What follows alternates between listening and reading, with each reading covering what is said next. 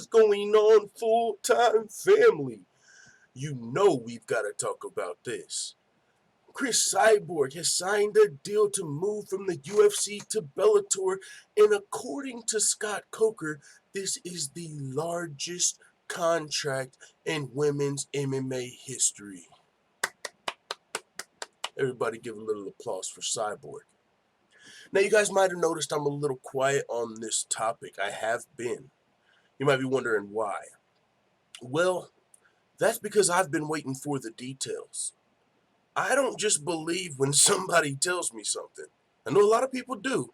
And that's why they ended up believing the stories about Dana White, and they believe all these stories because they don't wait for the evidence themselves.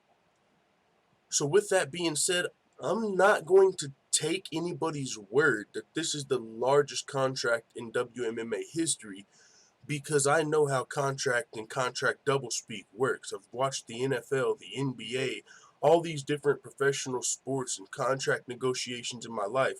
And I know when you hear somebody say that they have the largest contract in history, a lot of times what that means is it's true, but it's a really long-term deal. Essentially like you're signing your life away. So it's one thing if you're making, let's say $1 million per fight. That's an amazing contract. But some people will only give you that amount of money if you sign like a 10-year deal.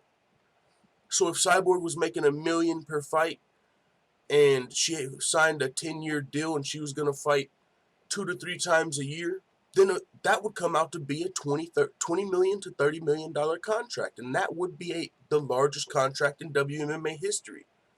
But the devil is in the details. That would be a 10-year contract, and you would have to fight 3 times a year to get all of that money. And so that's essentially signing your life away. So that's why I've been waiting for the details, because I don't know if Cris Cyborg just got some really good, amazing deal, which wouldn't make the most sense because she didn't have a lot of leverage, and she really only had one place to go outside of the UFC, considering PFL's playoffs were already starting. So Bellator really didn't have to cave into too many of Cyborg's demands. Any money that they overpaid her was just because of her relationship with Scott Coker. So with that being said, I'm really happy Cyborg got the money, and I've been saying from the very beginning, this Bellator is the only place that Cyborg's going to go. It's the lowest risk also and the highest reward. You've got a featherweight division at Bellator, which is one of the pros for Cyborg. To be fair, Bellator is the only large MMA promotion that has a 145-pound division that's actually got more than 10 fighters in it. If you look at PFL, they're fighting at 155 pounds, which, to be fair, a lot of people have told me that Cris Cyborg kills herself even trying to make 145. So if that's the case, you would think you would want to stop killing yourself and go fight at 155. But hey, when the money's right, you sign the dotted line. So we signed with Bellator, and we do have at least somebody she can fight, right? The current champion, Julia Budd. I don't know anybody else in that division that's even considerable on Julia Budd's level. What do they got, like Sinead Kavanaugh? I don't really know much about. Even though they have a featherweight division, it's not like they got, a bunch of legit killers over there. But they do have Julia Budd. And that also brings me to the question.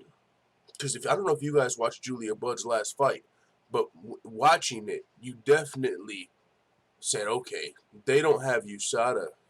And that's facts. We know UFC is the only large MMA promotion that has USADA. So that brings me to this question.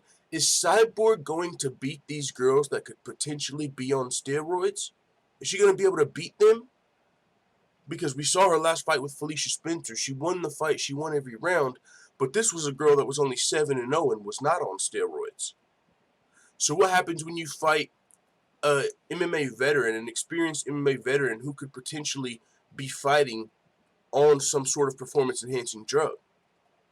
Do you go in there and do you lose that fight? Or do you have to level the playing field? That's a legit question. Will Cyborg be able to beat these girls that could potentially be on steroids? Or will she have to level the playing field? I don't know. That part, it does kind of intrigue me. Cyborg versus Julia Budd is a fun fight, but after that, I don't know what's for Cyborg. I think it's just going to be more of the same, just beating girls that really aren't on her level, which there's nothing wrong with that. That's just the way the cookie crumbles. There's not many girls on Cyborg's level. The only one that we know for sure is Amanda Nunes, and Cyborg didn't re-sign with the UFC, so we'll never see that rematch. But maybe we'll see something in Julia Budd versus Cyborg. You know, Julia Budd definitely could have some sort of a unlevel playing field, if you know what I'm saying. Just watching her last fight, and that could make the fight interesting. Either way, I am happy for Cris Cyborg getting a large MMA contract. I knew Viacom had big money. If you know anything about who's paying Bellator and who's paying the UFC has WME behind them, who just, they're new owners. They are, you know, they've got not endless pockets, but you know, they can get shit done. They were able to purchase the UFC for how much they bought it for. Well, Viacom is behind Bellator, and from everything I've heard, just from, you know, all the hardcore MMA podcasts, everything, all the knowledge I've acquired about Viacom, they've potentially even have more money than the people that bought the UFC.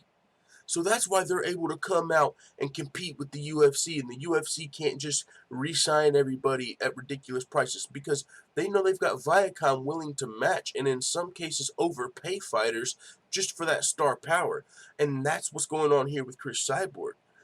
Cris Cyborg does have some star power. Is it Conor McGregor, Khabib, Rousey, anything like that? Not even close. But it's still a name that people recognize. So with that being said, Cyborg got a large deal. I would love to see the details to know if it's, you know, one of those contracts where, yeah, you know, it's a $30 million deal, but they don't tell you it's for 10 years. Or, you know, there's always little details like that. When you get a large contract, there's usually some stipulations that make it more even. So with that being said, it is what it is, man. Cyborg has signed a deal to move from the UFC to Bellator. She's about to be beating these Bellator bitches down on a daily basis 3 times a year. I don't even know if Bellator's got enough featherweights to feed Cyborg. I mean, all she has to do is beat Julia Budd, and then it's off to the races. With that being said, man, it is what it is. Let the full-time family know what you think about Cyborg signing with Bellator in the comments.